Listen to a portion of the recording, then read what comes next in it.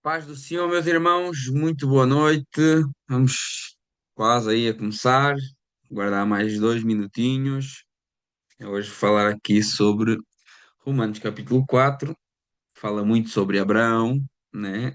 E, e Paulo continua explicando, né, como funciona essa questão da justificação.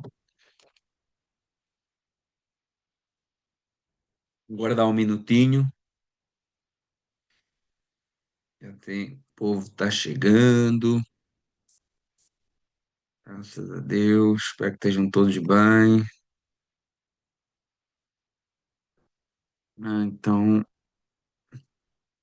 um minutinho, meus irmãos. Vamos aguardar aí 8 horas em ponto.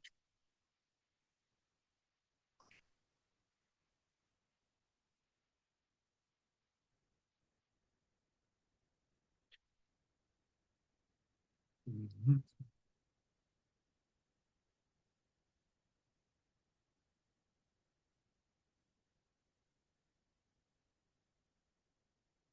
8 horas, mais uma vez, paz do Senhor a todos.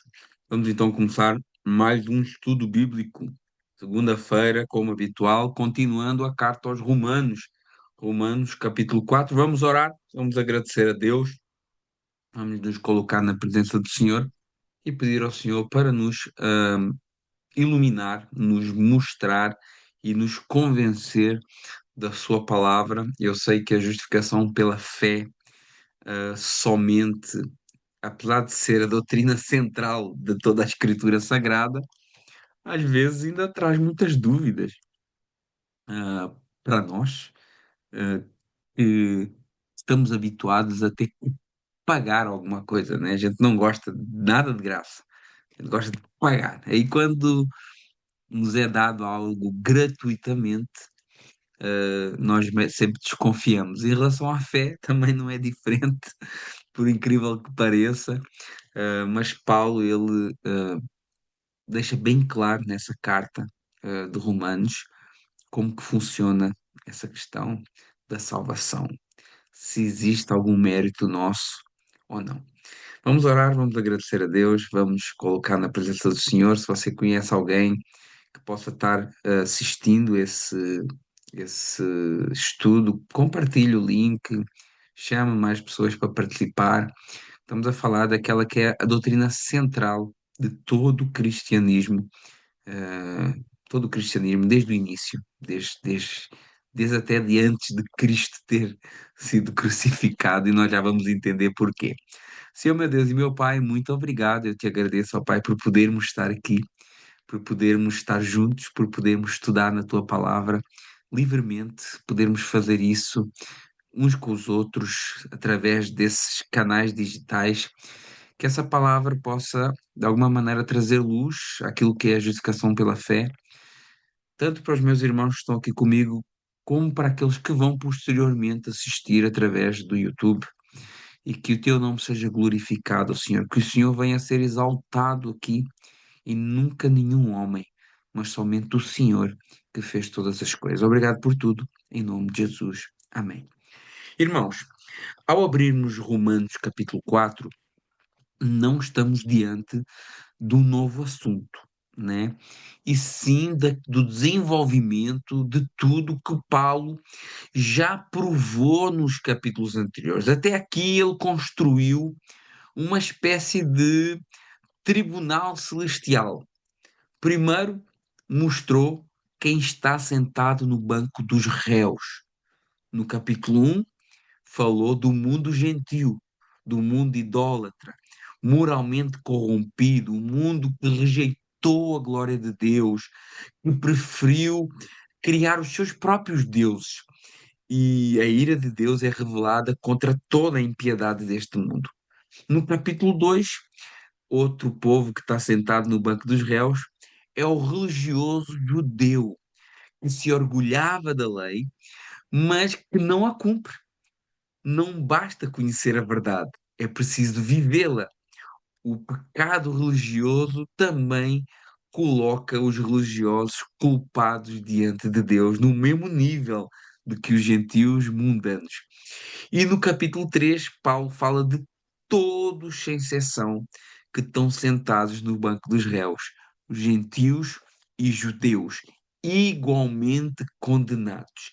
E o veredito universal foi: não há um justo, nenhum sequer. E a lei não é a ponte para a salvação também, mas é um espelho que expõe a nossa miséria. Depois de declarar a culpa de todos, capítulo 1, capítulo 2, capítulo 3, Paulo anuncia que a solução não veio da humanidade. A justiça de Deus se revelou em Cristo e não por obras, mas mediante a fé. E assim ele afirma que somos justificados gratuitamente por causa da redenção que há em Jesus. E esse é o ponto que surge uma outra pergunta inevitável para os leitores judeus de Paulo. Se a salvação é pela fé e não pelas obras, onde fica o nosso pai Abraão? Onde fica Davi, nosso rei? Não foram eles aceitos por Deus devido à sua obediência, aliança e fidelidade? Paulo então abre Romanos capítulo 4 para responder exatamente a isso. Ele traz aqui duas testemunhas gigantes da história bíblica, né? Abraão e Davi, para provar que antes da lei, Abraão já tinha sido justificado pela fé antes do sacrifício de Cristo e que depois da lei, Davi também descobriu a bem-aventurança de ser perdoado gratuitamente. E isso mostra que a justificação pela fé nunca foi novidade do Novo Testamento. Ela sempre foi o único caminho de Deus para salvar pecadores. Romanos capítulo 4 não explica um plano novo de Deus. Ele apenas abre os olhos para o plano eterno. Aqui nós vamos ver que a justiça de Deus nunca foi salário de boa gente, mas presente dado a pecadores que confiam no Deus que justifica o ímpio. Agora, com esta base, com essa introdução, podemos entrar versículo por versículo para ver como que a história de Abraão se cumpre em nós através de Cristo. Verso a verso, Romanos capítulo 4, que diremos, pois? A tal pergunta, a tal hipotética pergunta. Lembramos que isso é um estilo da retórica de Paulo, né? Fazer perguntas retóricas. Falámos sobre isso na aula passada. Nós vemos isso, por exemplo, lá em Ezequiel também. Ontem pregámos sobre Ezequiel capítulo 18 e vemos como o próprio Deus fazia perguntas que seriam as perguntas de quem o ouviria.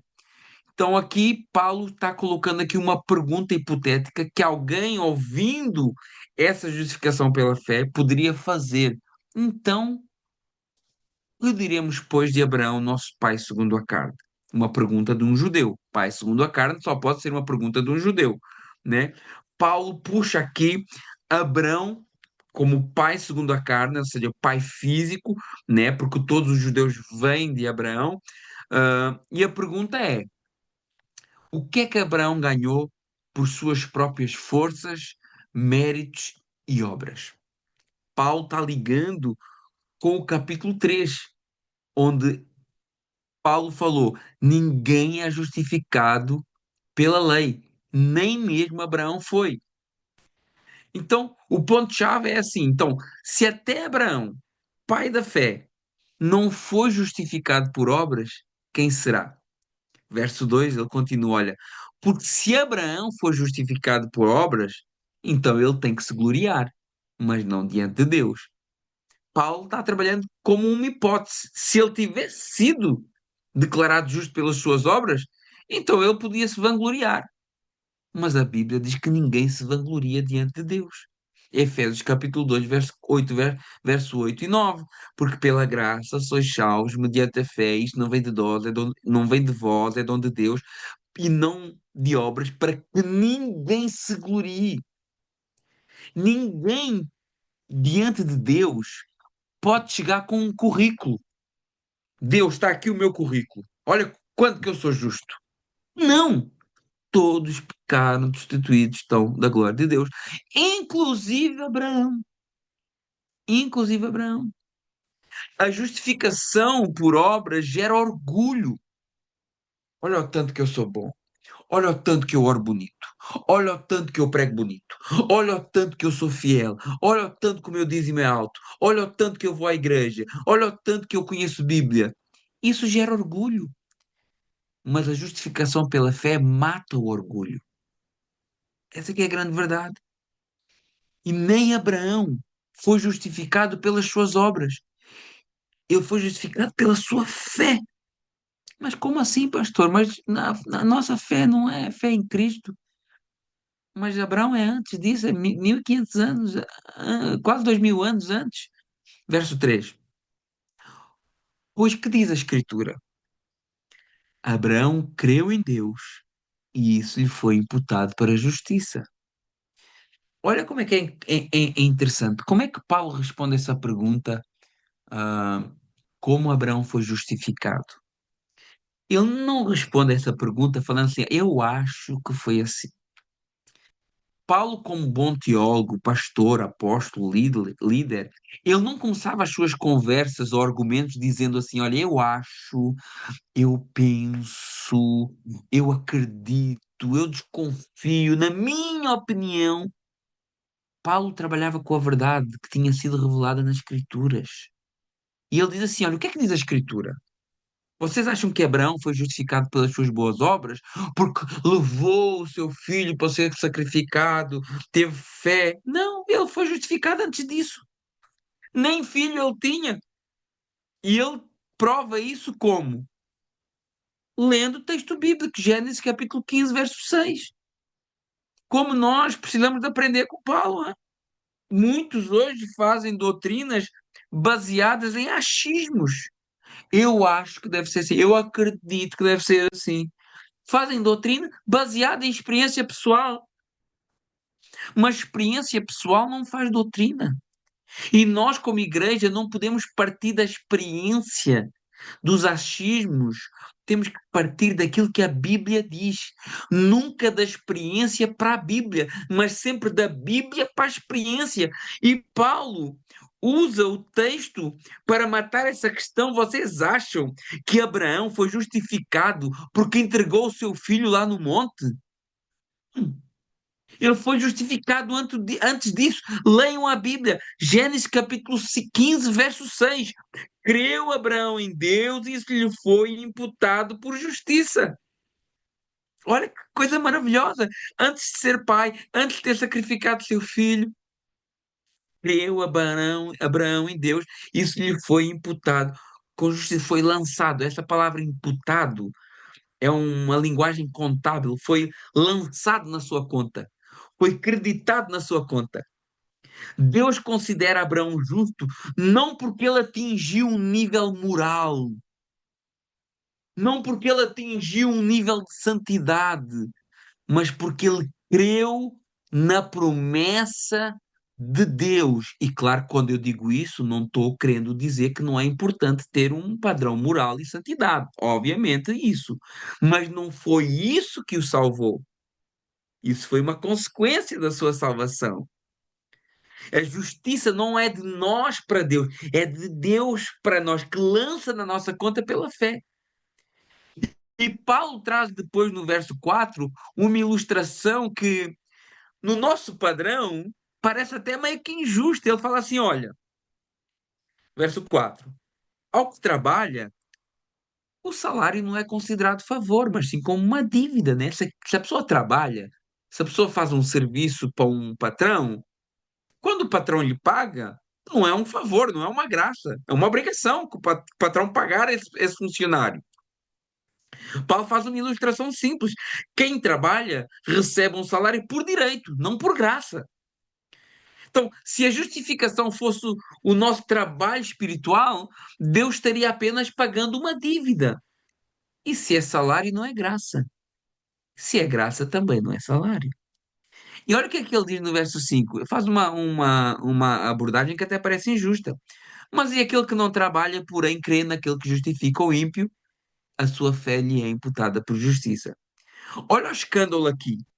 Deus é descrito como aquele que justifica o ímpio, aquele que paga o salário a quem não trabalhou. Olha como parece no nosso padrão, irmãos, eu estou lendo Bíblia aqui. No nosso padrão é uma loucura, né? Aquele que paga para quem não trabalhou. Por isso é graça. Aquele que justifica o ímpio. Por isso que a mensagem da cruz é uma loucura. É contrário à lógica humana. Porque a lógica humana é a lógica do mérito, é a lógica do desempenho, né? É a lógica do desempenho. Olha, vou dar um exemplo. Eu hoje estava, graças a Deus, tive o privilégio de estar na casa dos irmãos e estava a falar um pouquinho sobre casamento. E quando nós casamos, nós fazemos uma série de promessas, né? Na saúde, na doença, na riqueza, na pobreza, nos dias bons, nos dias maus, na fartura, todos os dias da minha vida. E nós fazemos essa promessa, essa aliança, mas nós nos esquecemos que quando fazemos essa promessa, nós não fazemos ela baseada no desempenho. Nós não fazemos essa promessa baseada no desempenho. Só que depois, quando passam uns 20, 30 anos, 40 anos, ou às vezes até um ano, ou nem um ano, a pessoa vem ter comigo e fala assim: ai, pastor, eu vou separar porque a minha esposa não está sendo uma boa esposa, porque o meu marido não está sendo um bom marido. E eu, mas calma aí. Mas a promessa que você fez não foi baseada no desempenho. Foi uma aliança com Deus e com a pessoa, independentemente do desempenho. Mas nós não esquecemos disso, que é tão claro. Nós, a lógica, mas isso é a coisa do ser humano, porque a lógica do ser humano é a lógica do mérito, do desempenho. Até para perdoar, nós somos assim. Ai, se ele se portar bem, eu perdoo. Ai, se ele pedir perdão, eu perdoo. Ai, se ele mudar de atitude, eu perdoo. Mas aí vem a lógica de Deus e é completamente contrária. Por isso que o evangelho é loucura. Por isso que o verdadeiro evangelho escandaliza principalmente os religiosos. Principalmente os religiosos. 1 Coríntios capítulo 1, verso 22 a 23, tem um texto muito interessante que diz assim: porque tanto os judeus pedem sinais e os gregos buscam sabedoria, mas nós pregamos Cristo crucificado, escândalo para judeus e loucura para gentios. Isso aqui é quase um resumo do Evangelho. Cristo crucificado. Não Cristo político, não um guru moral, não um líder social, mas um Messias pendurado numa cruz. E isso já causa choque. Já causa choque. Para entender esse escândalo para os judeus, porque foi uma perda de tropeço para os judeus. Esse escândalo para os judeus significa tropeço para os judeus, porque derrubou toda a expectativa dos judeus. Os judeus esperavam um Messias majestoso, descendente de Davi, capaz de esmagar Roma, restaurar Israel, brilhar com toda a sua glória, um rei Messias que castigaria os ímpios. Mas a cruz, para eles, cruz era sinal de maldição. Deuteronômio 21, 23. Maldito todo aquele que for pendurado no madeiro. Como é que um maldito pode ser enviado por Deus? A cruz era tudo menos vitória. A cruz era fracasso dos sonhos messiânicos. E Paulo está dizendo que o verdadeiro Messias justamente se entrega à maldição, não por fracasso, mas para assumir a maldição que era nossa, os ímpios. Cristo crucificado não cabe no molde das expectativas humanas. E ele salva não esmagando os inimigos humanos, mas derrotando o inimigo maior, o pecado e a morte. Aleluia! Com glória, aqui até parece fraqueza, mas a fraqueza se revela como a verdadeira força. E entre os judeus, a cruz é escandalosa, porque ela quebra o orgulho religioso. Porque a cruz diz que ninguém pode se salvar pela obediência. E entre os gentios parece ridícula. Como que alguém crucificado pode ser o Senhor de todo o universo? O Evangelho escolhe uma via improvável. O poder de Deus se veste de humilhação. O amor de Deus se assume a dor. O trono é um madeiro, a coroa é de espinhos. E a vitória passa pela morte e se abre na ressurreição. E esse ponto derruba toda a pretensão humana, meus irmãos. Cristo crucificado expõe que o caminho até Deus não passa pela força, nem pelo mérito, nem pela esperteza de ninguém, mas passa por um cordeiro pendurado numa cruz. E esse choque existe até hoje. Nós preferimos um Cristo que nos engrandece e não um Cristo que nos quebra para depois nos fazer de novo. A cruz continua escandalosa, não porque ela é feia, mas porque nos impede de sermos os nossos próprios salvadores. E nesse escândalo mora a graça, porque somente quem é incapaz de receber aquilo que só Deus pode dar, somente. A cruz não é vergonha a ser escondida, é glória divina, ao contrário dos nossos padrões.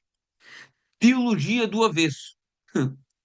E é justamente nesse avesso que Deus vira o mundo de cabeça para baixo e anuncia um reino.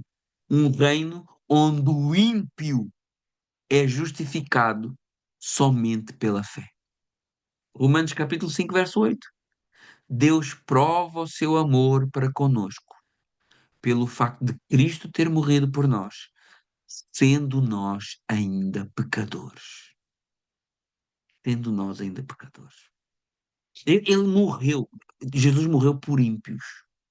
Jesus não morreu por santos, por quase santos. Por ímpio que é declarado justo quando crê. Não aquele que trabalha. Significa, quando ele diz, olha, que ele não há aquele que trabalha, nesse texto do verso 5, porque significa que não é baseado nas obras para ser aceito, mas descansa na obra de Deus. O Evangelho não é Deus coroando o esforçado, é Deus salvando aquele que crê. E no verso 6 ele diz assim, e ele fala agora de Davi. E também Davi declara bem-aventurado o homem a quem Deus não imputa justiça independentemente das obras.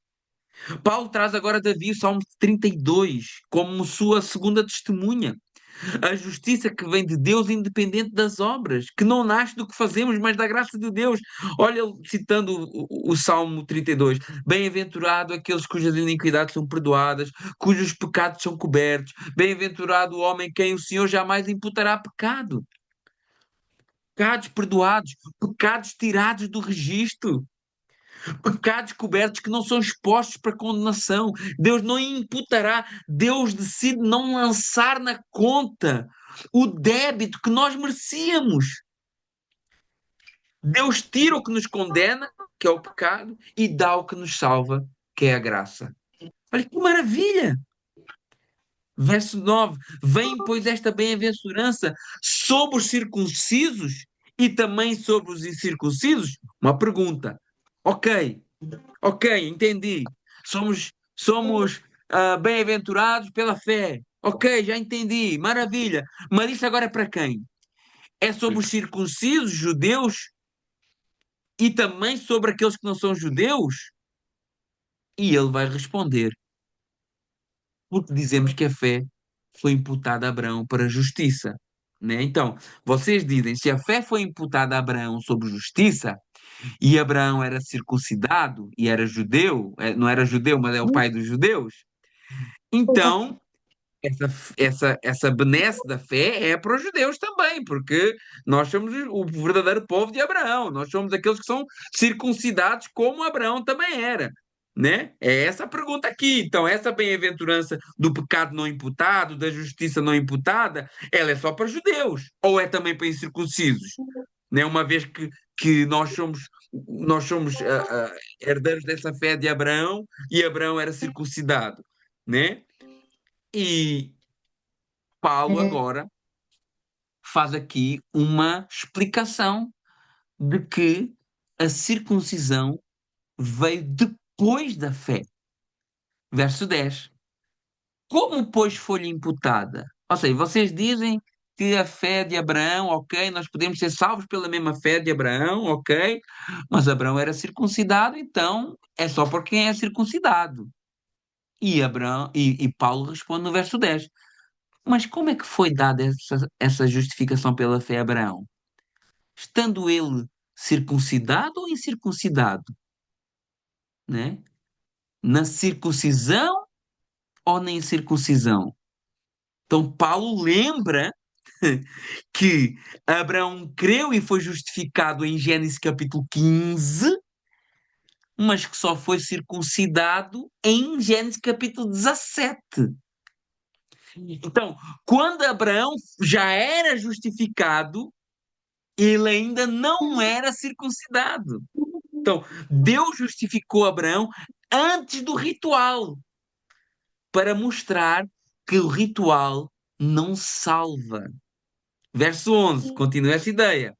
Recebeu o sinal da circuncisão como selo da justiça da fé que teve quando ainda era incircunciso, para vir a ser o pai de todos os que creram, e embora não circuncidados, a fim de que lhes fosse imputada justiça.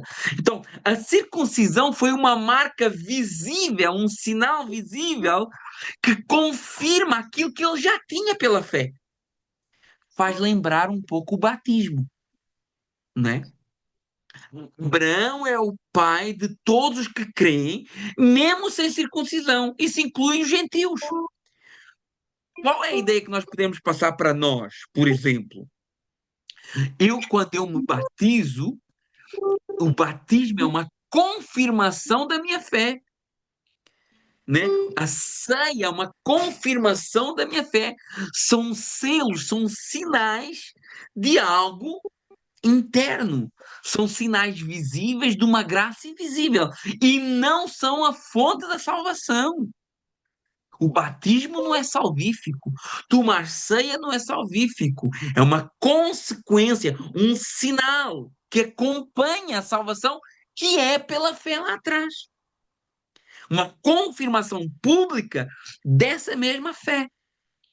E é isso que Paulo está dizendo. Olha, essa fé, esse exemplo de Abraão de ser justificado pela fé, é antes da circuncisão, porque primeiro ele foi justificado e depois que ele foi circuncidado, como uma confirmação da sua fé. Verso 12: o pai da circuncisão, isso é, daqueles que não são apenas circuncisos, mas também que andam nas pisadas da fé que teve Abraão, nosso pai, antes de ser circuncidado. Paulo está desmontando uma ideia de que Abraão é pai por causa de uma marca física à circuncisão. Por isso que Deus chama e olha, e diz assim: Abraão, sai da tenda, olha lá para o céu. Estás a ver essas estrelas? Assim será a tua descendência. Todos os que cremos em Jesus somos descendência de Abraão. Nós já vamos ver isso mais à frente. E Paulo está desmontando a ideia de que Abraão é pai somente daqueles que são circuncidados. Ele está dizendo que o verdadeiro vínculo com Abraão não é a pele do prepúcio cortado, mas a fé. A circuncisão ela só faz algum sentido se houver a confiança no Deus que Abraão teve. É a mesma coisa para nós. Só faz sentido batizar se houver fé em Cristo. Só faz sentido tomar ceia se houver uma fé genuína em Cristo. Caso contrário, é um ritual morto, vazio, né? Na lógica de Paulo, Abraão não é pai dos judeus simplesmente por terem o mesmo sinal. Abraão é pai de quem imita a sua confiança em Deus. A marca no corpo sem fé é só corte da pele, como o batismo sem fé é só banho, e como a ceia sem fé é só pão e vinho natural. A marca da fé, com ou sem circuncisão, é o que cria esse parentesco espiritual com Abraão. E isso coloca todos, judeus e gentios, diante do mesmo critério.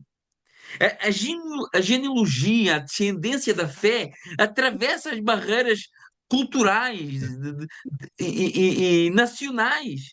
Né? Ser filho de Abraão é caminhar na mesma estrada que ele caminhou, acreditar em Deus contra toda a lógica, confiar antes de ver e se apoiar numa promessa maior do que ele próprio.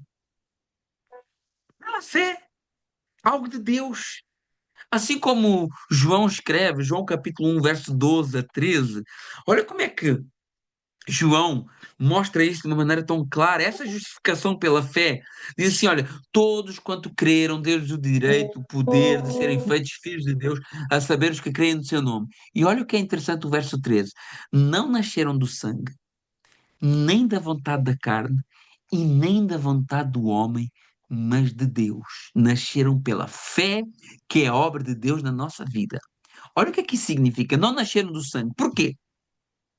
O sangue fala de vínculo familiar. O que é que João está dizendo aqui?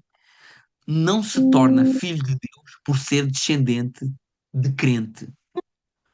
Filho de crente não é crente. Deus não tem netos. Deus tem filhos. Judeu, evangélico de berço, que nasce na igreja, ou por ter uma família crente, ninguém herda a salvação pela linhagem de sangue. É isso que João está dizendo aqui.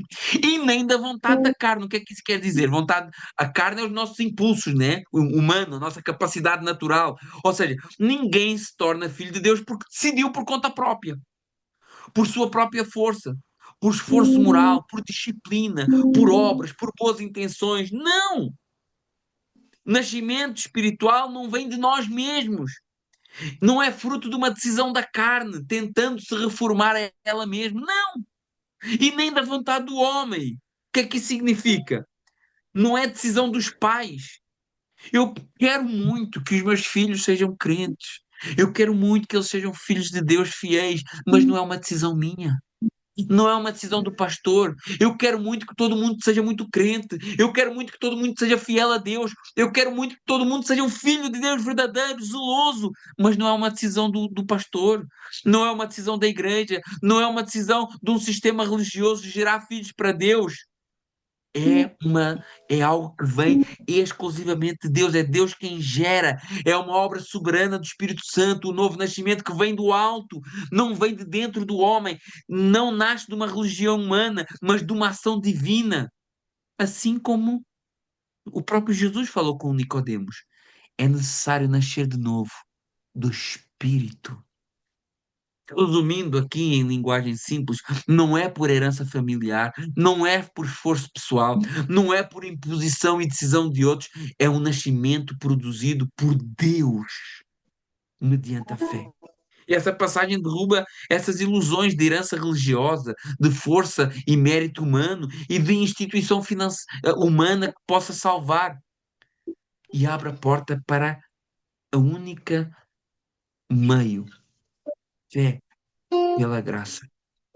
Salvação é um milagre do Espírito que produz filhos para um Pai.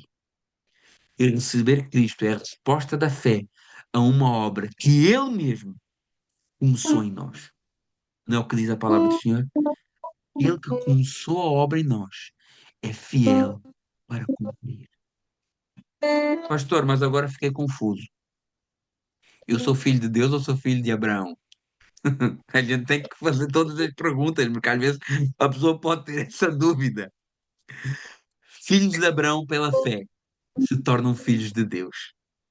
A mesma Bíblia que critica o orgulho de ser filho de Abraão pela carne, ela também mostra que Abraão é o pai daqueles que creram. E quem crê é filho de Deus. Paulo une essas duas ideias em Gálatas capítulo 3, verso 29. Se sois de Cristo, sois descendência de Abraão. Ou seja, quem pertence a Cristo é filho de Deus, Quem pertence a Cristo é filho de Abraão pela fé. Não herdamos uma cultura, nem uma marca no corpo, ou rituais. Herdamos uma fé viva e poderosa. E esse texto nos empurra uma pergunta que cada um de nós pode fazer. A nossa religião é uma tradição herdada ou um caminho de confiança real? Irmão, pense nisso. Por que que você é cristão? Por que que você vai à igreja? É uma tradição? É algo que você herdou do seu pai? Ou é um caminho de confiança real? Herança espiritual não se transmite por sangue, mas por fé encarnada em cada decisão que nós tomamos, cada atitude nossa, cada palavra nossa, cada decisão que nós tomamos no nosso dia a dia, demonstra a fé que nós temos. Não basta uma placa de igreja ou uma tradição familiar cristã. É preciso andar nas mesmas pisadas de fé que Abraão andava. Verso 13. Porque a promessa de ser herdeiro do mundo não foi feita a Abraão ou à sua descendência pela lei, mas pela justiça da fé. Nem tinha lei nessa altura. A lei foi dada séculos depois de Abraão, 400 e poucos anos depois. A promessa de Abraão ser herdeiro do mundo, essa descendência numerosa, bênção às nações, não depende da lei, mas da promessa que foi querida. Ele creu na promessa. A justiça da fé é o canal pelo qual a promessa se cumpre. E nós também temos essas promessas para as nossas vidas. Cada um de nós aqui tem promessas. Talvez, se eu for perguntar a alguns irmãos, irmãos, o irmão tem promessa? Talvez alguns pensam assim, ai, não sei. Por quê? Porque a gente acha que a promessa é quando alguém aponta o dedo na nossa cara e diz assim: Eis que eu te digo que eu vou te levar às nações. Eis que eu te digo que eu vou te prosperar nesta terra. Eis que eu te digo que tu vais ser um servo do Senhor. Eis que. Não, isso podem ser promessas e Deus pode falar assim também. Eu creio nisso. Mas as promessas que você pode confiar são as promessas que Deus fez para nós e que estão relatadas e que são irrevogáveis na sua palavra. Deus te recebe como filho. Não é só um perdão de pecados, é uma adoção. O Deus do universo não apenas remove a tua culpa, mas Ele abre um lar e coloca o nome dele em nós. A promessa não é apenas uma libertação do passado, mas é uma família para o futuro. É perdão real e completo. Confessar não é humilhar-se para merecer, mas é respirar a graça. Cristo já pagou. Deus não faz manutenção de pecado, ele limpa, ele restaura, ele encerra o caso. A promessa da presença contínua de Cristo. A promessa não é que haverá tempestade, que não haverá tempestade, mas que ninguém atravessa esse mar sozinho. Não existe um momento na tua vida, na nossa vida, Cristo diga assim: olha, vai lá e se vira sozinho. Em todo momento Ele está contigo, meu irmão, minha irmã. A promessa dessa paz que governa todo o nosso interior não é uma tranquilidade produzida por lógica, porque eu estou bem de saúde, porque eu estou bem financeiramente, porque eu tenho a minha a casa. Não, é governo no coração por um rei que sabe o que faz na nossa vida. É uma promessa que o Espírito Santo é a nossa força e a nossa direção. O Espírito não apenas como poder para milagres, mas poder para permanecer fiel a Deus. Amar quando dói, obedecer quando parece impossível. Não é espetáculo, é transformação. Promessa da vitória sobre o pecado. O cristão não é um pecador coitadinho indefeso. Ele ainda luta contra o pecado, mas não está mais sobre o domínio dele. A promessa não é perfeição instantânea, mas é uma guerra com vitória certa. A promessa de propósito em todas as coisas. Não significa que tudo vai dar certo do nosso jeito, mas significa que nada será inútil nas mãos de Deus. Nenhuma lágrima é inútil nas mãos de Deus. Nenhuma perda é inútil nas mãos de Deus. Não tem capítulos escuros que sejam inúteis na mão de Deus. Deus costura toda a nossa vida com sabedoria e propósito. A promessa de ressurreição e vida eterna. A promessa final não é cura, não é prosperidade ou solução terrena. Tudo isso é muito pouco. A promessa real é vida eterna com Deus. A esperança cristã não cabe deste mundo. Ela aponta para algo muito maior que este mundo. E essa promessa que Abraão viveu, nós vivemos. Verso 14. Pois, se os que são da lei é que são herdeiros, logo a fé se torna vazia e a promessa é anulada. Se a herança estivesse dependente da lei, ninguém herdava nada. Seria sem sentido, porque ninguém poderia cumprir a lei. Se a herança estivesse dependente da lei, seria um fracasso de Deus. Porque a lei produzira, verso 15. E onde não há lei, também não há transgressão. A lei revela o pecado, isso traz ira, traz juízo. A lei não produz salvação, ela produz consciência e culpa. Não falei no estudo passado que a lei é como aquele espelho que mostra a nossa cara suja, mas não oferece a água para limpar. Por essa razão é que a promessa não vem da lei, porque se viesse da lei ela estava condenada ao fracasso. Ela vem da fé, verso 16, para que seja segundo a graça, a fim de que seja firme a promessa para toda a descendência, não somente para o que está no regime da lei, mas também ao que é da fé que teve Abraão, porque Abraão é pai de todos. Por isso, ou seja, já que pela lei não funciona, Deus estabeleceu que fosse pela fé, para ser segundo a graça. Assim a promessa é firme e segura para toda a descendência, judeus, gentios, que crerem como Abraão creu. Porque se dependesse da lei, ninguém teria certeza. Mas como depende da graça, a promessa é firme. Foi o próprio Deus que sela essa promessa. Gênesis capítulo 15. Lembram-se dessa promessa? Está lá. Foi Deus que fez o pacto com Abraão. Gênesis capítulo 15. Deus sela a promessa a Abraão de uma forma estranha aos nossos olhos modernos, né? Mas absolutamente poderosa no contexto da cultura antiga. No capítulo 15, Deus não apenas promete, ele firma um pacto. Um pacto não é selado com um aperto de mão, mas é selado com sangue. Lembra da cena? Gênesis capítulo 5, 15. Deus fala para Abraão: Abraão, eu sou o teu escudo, eu sou o teu galardão. E Abraão pensa assim: ok, Deus, o Senhor é meu escudo, meu galardão, mas eu não tenho descendência. E o servo da minha casa, ele vai ser o meu herdeiro.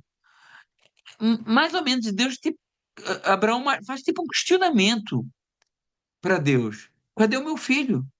Cadê a minha descendência? E no verso 4, Deus responde a essa indagação de Abraão. Olha, isso respondeu logo o Senhor, dizendo: não será esse o teu herdeiro, o teu servo, Damasceno, Eliezer, ele não vai ser o teu herdeiro, mas aquele que será gerado de ti será o teu herdeiro. Verso 5. Então conduziu-o para fora e disse: olha para os céus e contra as estrelas, se é que podes contar. E lhes disse: será assim a tua posteridade. E ele creu no Senhor e isso lhe foi imputado para a justiça. E disse mais: eu sou o Senhor, que te tirei do Ur dos Caldeus para te dar por herança esta terra. Ou seja, Deus prometeu herança e terra. E Abraão pergunta, Abraão creu em Deus, e por isso ele foi justificado, mas não que ele tenha duvidado, mas ele pediu um sinal para Deus. Ele diz assim no verso 8: como saberei? E Deus faz assim: olha, queres saber? Deus manda Abraão preparar animais, partidos ao meio. Novilha, cabra, carneiro, rolinha, pombinho. Abraão corta aqueles animais no meio, menos as aves, e coloca metade de um lado e metade do outro. Imagina a cena. Sangue derramado, escorrido, sangue a escorrer pelos animais, cortados no meio, uma parte de um lado, outra parte no outro, e um caminho de sangue no meio deles dois, dessas duas metades dos animais. E quando era para passar no meio desses animais, para selar a aliança, ao anoitecer, um fogo, uma tocha de fogo, o próprio Deus representado, passa no meio dos animais. O que é que isso significa? Nos tratados antigos de aliança, quando duas pessoas passavam entre animais partidos, elas estavam dizendo assim. Era como se a pessoa dissesse assim: olha, se eu quebrar a minha palavra, que aconteça comigo como aconteceu com esses animais aqui. Era um pacto de vida ou morte, uma espécie de contrato em que o preço do descumprimento era o próprio sangue. Agora, se você ler o texto, vai reparar num detalhe crucial: Abraão não passa entre os pedaços. Só Deus passou entre os pedaços. O fogo, né, simbolizando a presença divina, ele passa naquele corredor ensanguentado. E Deus não permite que Abraão participe como parte responsável para cumprir essa aliança. É Deus dizendo assim: olha, a responsabilidade dessa aliança é totalmente minha. E se eu falhar, que o preço caia sobre mim. É um unilateral de Deus que não depende da crença de Abraão, da força de Abraão, da fidelidade de Abraão. É um selo da promessa. Não está no corte do animal, mas no sangue que foi derramado. O selo de Deus ali, o sangue derramado. E diz: olha, eu assumo sozinho esse pacto, independentemente das tuas obras. Sangue seria derramado para que a promessa se cumprisse. Claro que Deus, ele cumpre a sua promessa, né? E ali era um exemplo do sangue que seria derramado na cruz do Calvário, né? Por cada um de nós, o sacrifício simbólico representado ali em Gênesis capítulo 15. Então, Abraão quis ter a certeza, diz, olha, qual é o sinal para que isso possa acontecer? E Deus diz assim, olha, o sinal, eu assumo tudo. Eu assumo tudo. Não está nas tuas mãos, está na minha fidelidade. E Deus não é homem que minta, nem filho do homem para que se arrependa. Verso 17, para terminarmos. Como está escrito: por pais de muitas nações te constituí, perante aquele quem creu, Deus, o qual vivifica os mortos e chama as coisas que não são como se já fossem. Ou seja, Abraão creu em Deus ali. Pensa assim, avançado de idade, 100 anos de idade, mas Deus diz que eu vou ter um filho, ok, eu creio. Eu creio. Eu creio. Eu creio que Deus dá vida aos mortos.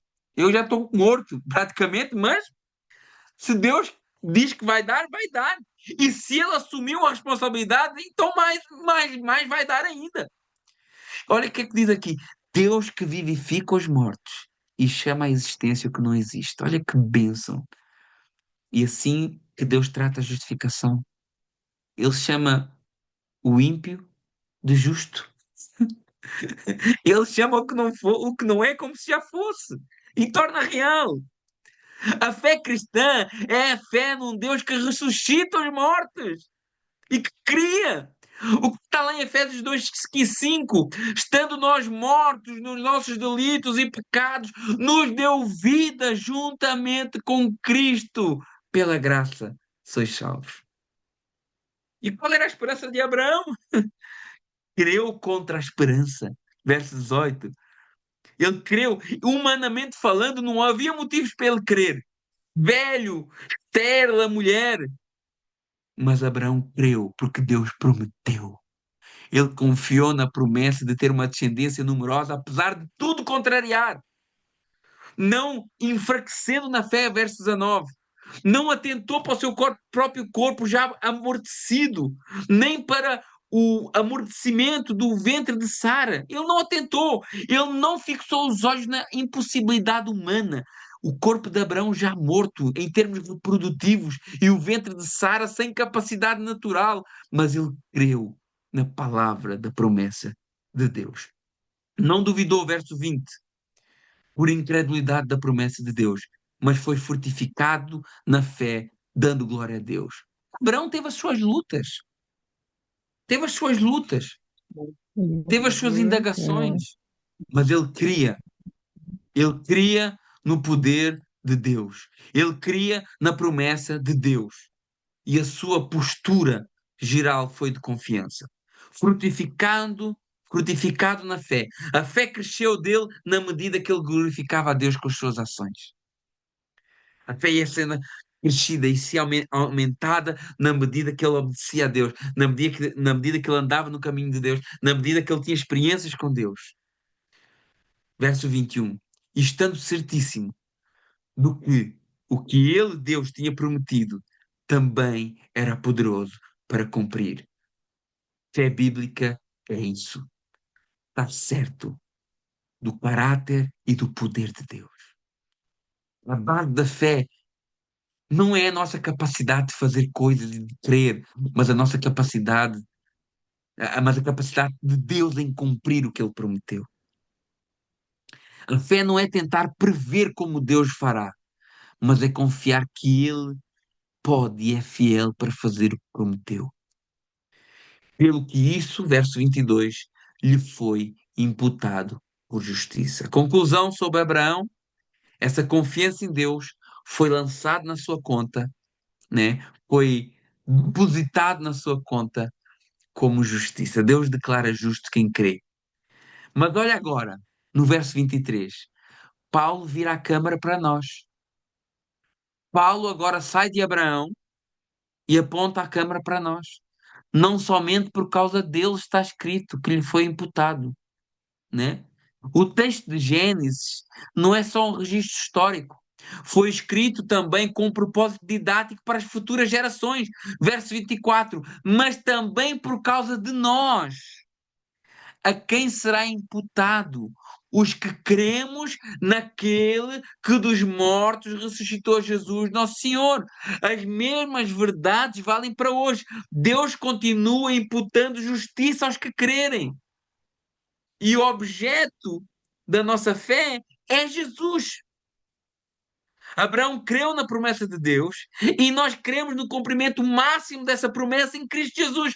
E para fechar, verso 25: o qual por nossos pecados foi entregue e ressuscitou para nossa justificação. É uma síntese do Evangelho, um resumo do Evangelho. Foi entregue por causa das nossas transgressões, morte substitutiva, morte vicária na cruz. Era nós, era a raça humana que tinha de ser sacrificada. Era toda a raça humana que é uma em Adão, né? Nós somos um povo em Adão, do mesmo pai. Era toda essa raça de Adão que devia ser sacrificada, mas não. Jesus assumiu a culpa de toda a raça humana e ressuscitou para a nossa justificação. A ressurreição é como o recibo de um pagamento que foi aceito. Você passa o cartãozinho na máquina e depois sai um recibo. A ressurreição é como se fosse o comprovativo que o pagamento foi aceito diante de Deus. Se Cristo continuasse morto, seria sinal que o pecado venceu. Ressuscitado, ele é a prova viva de que a dívida foi paga e a justiça foi garantida. Na cruz temos o pagamento, na ressurreição temos a confirmação e a justificação é a aplicação disso a nós, pela fé. Resumindo esse nosso estudo, Abraão mostra que a salvação nunca foi por obras, mas sempre por fé. Davi mostra que bem-aventurança é ter pecado não imputado e justiça imputada. Circuncisão hoje podemos pensar hoje, batismo, tradição cristã, Santa Ceia, são selos e não causas de salvação. São marcas visíveis de uma graça invisível. Lei revela pecado, mas só graça salva. Fé verdadeira olha menos para a capacidade humana e mais para a fidelidade de Deus. E tudo isso se cumpre plenamente em Cristo, mortos pelos nossos pecados e ressuscitado. Cristo morto pelo nosso pecado e ressuscitado para a nossa justificação. Amém? Meus irmãos, Deus abençoe. Glória a Deus por cada um de vocês. Agradeço a presença. Um grande abraço a todos e que esse estudo e que essa doutrina tão essencial e tão central do cristianismo, mas tão pouco entendida, essa doutrina da justificação pela fé, possa entrar na nossa vida, né? Não para viver uma vida despreocupada em termos de libertinagem, não. Paulo vai combater isso no texto também. Porque, mediante essa verdade, muitos começaram a pensar que podiam viver de qualquer jeito. Paulo vai combater agora a partir do verso 5 também, verso 6 do capítulo 5, capítulo 6. Vamos chegar lá. Mas o ponto central é a nossa justificação. Não é por nada que nós fazemos, mas é pela fé no Salvador. E tudo que nós fazemos de bom, fazemos a partir dessa fé para a frente e não como um método para alcançar essa salvação. Irmãos, Deus abençoe a vida de cada um. Queria deixar agora 5 minutinhos ou menos, ou se alguém tiver alguma pergunta, não saia, vamos orar todos juntos e para a gente poder, se alguém tiver alguma observação, alguma pergunta, caso contrário, vamos fazer uma oração e terminar então esse estudo. Amém. Senhor, meu Deus e meu Pai, muito obrigado, Senhor, por este momento, muito obrigado, Senhor, por esta palavra e que a luz do teu evangelho genuíno e verdadeiro possa brilhar na nossa mente e no nosso coração. Que o teu Santo Espírito venha nos ensinar a cada dia, venha falar ao nosso coração e que a gente possa ser gratos por essa graça que nos foi atribuída e viver de acordo com essa graça sobre as nossas vidas. Eu te agradeço, Senhor, por cada irmão e irmã que está aqui comigo e que a gente possa replicar esse Evangelho da graça a toda a criatura e apresentar esse Evangelho que para muitos é loucura, mas para nós é poder de Deus para a salvação. Obrigado por tudo, em nome de Jesus. Amém. Irmãos, Deus abençoe. Um abraço, Soraya, mais uma vez. Obrigado pela tua presença e todos os irmãos que estiveram conosco. Um grande abraço para todos. Deus abençoe.